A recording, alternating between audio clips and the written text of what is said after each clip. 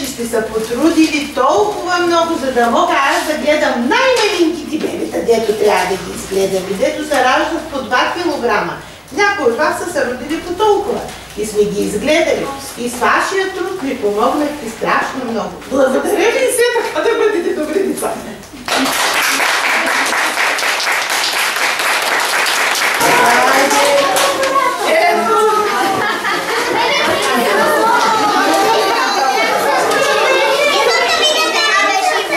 Айде бързите. Ей, такива бъстъци, за тях сте работили.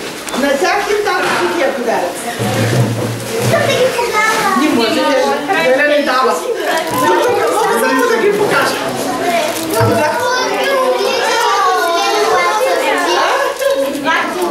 Колко са големи? Колко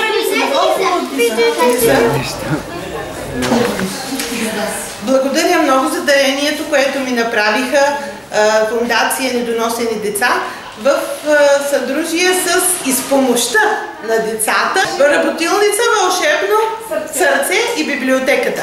Нещата, които ми подариха, са изключително нужни за недоносените деца, които се раждат на територията на нашата община и в Карловската болница. Ще ми бъдат от голяма полза.